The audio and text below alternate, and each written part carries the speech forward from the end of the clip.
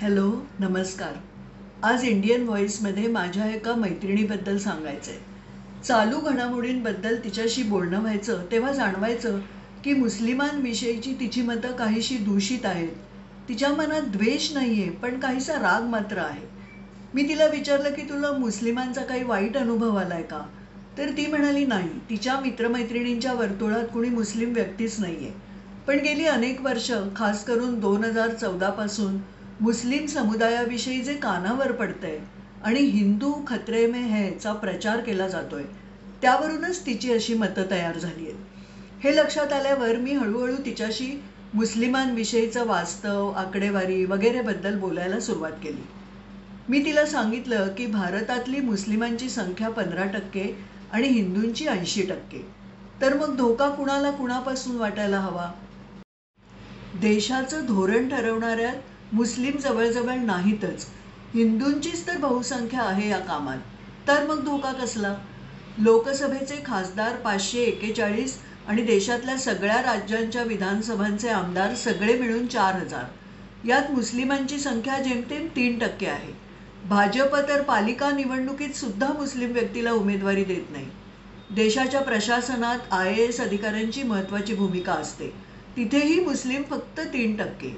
न्याय यंत्रणा हा देश चालवण्यासाठीचा महत्वाचा घटक. तिथेही मुस्लिम न्यायाधीशांचं प्रमाण 5%च्या आगेमागे राहिलंय. विद्यापीठं, महाविद्यालयं, शिक्षण संस्था, बँका, कॉर्पोरेट क्षेत्र, मीडिया, सार्वजनिक संस्था, कुठलंही ठिकाण घ्या, वरिष्ठ पातळीवर तिथे मुस्लिम व्यक्ती क्वचितच आहेत. म्हणजे हा मुस्लिम समुदाय मुळातच संख्येने कमी आणि देशात कुठेच मोक्याच्या जागीही या व्यक्ती नाहीयेत. तर यांच्यापासून मोठ्या संख्येने असलेल्या सर्व मोक्याच्या जागी स्थानापन्न झालेल्या हिंदूंना धोका कसा संभवतो? मैत्रिणीने हे मुद्दे लक्षात घ्यायला सुरुवात केली.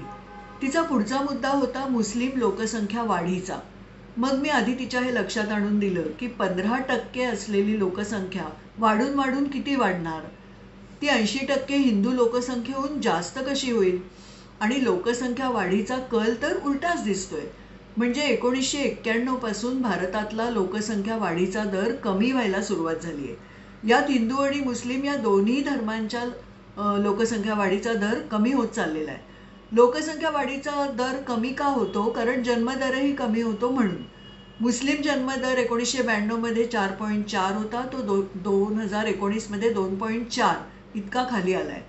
हे सगळे सरकारने प्रसिद्ध केलेले आकडे आहेत आणि या सगळ्या लिंक्स या व्हिडिओच्या खाली दिल्या सुद्धा आहेत. तर मुस्लिमांचा जन्मदरही कमी होतोय असं असूनही काही हिंदू नेते, भाजपचे पुढारी हिंदूंना अधिक मुलांना जन्माला घालण्याचं आवाहन करतात आणि मुस्लिमांच्या वाढीबद्दल संभ्रमात टाकणारे दावे करत राहतात.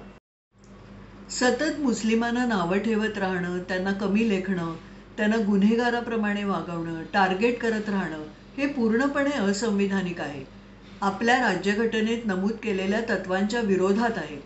या समाजाचा मागासलेपणा दूर करण्यासाठी सरकारने प्रयत्न करायला हवेत.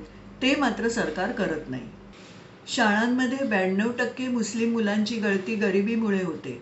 78% गळती पालकांच्या निरक्षरतेमुळे. 37% गळती मुलींची लवकर लग्न झाल्यामुळे होते. यावर उपाय म्हणजे शिष्यवृत्ती देणं, शैक्षणिक सुविधा देणं. 2014च्या आधी पंतप्रधान 15 कलमी कार्यक्रम होता. त्यात शालेय शिक्षणापासून PhD पर्यंतच्या शिक्षणासाठी मुस्लिम विद्यार्थ्यांना शिष्यवृत्ती दिल्या जात असत. आता तर केंद्र सरकारने 2022 पासून 1ली ते 8वी पर्यंतच्या शिष्यवृत्ती आणि उच्च शिक्षणासाठीची मौलाना आझाद शिष्यवृत्ती बंद केली. अल्पसंख्याक कार्य मंत्रालयावरचा खर्चही कमी करत नेलाय. 2018-19 मध्ये केंद्र सरकारच्या एकूण सार्वजनिक खर्चाचा अल्पसंख्याक मंत्रालयावरचा खर्च 0.19% होता, तो आता 0.12% झालाय. तर अशा अविकसित अवस्थेतला आपला मुस्लिम समाज आहे. त्याच्यापासून कसला हिंदूंना धोका? त्याच्यापासून धोका नाहीये.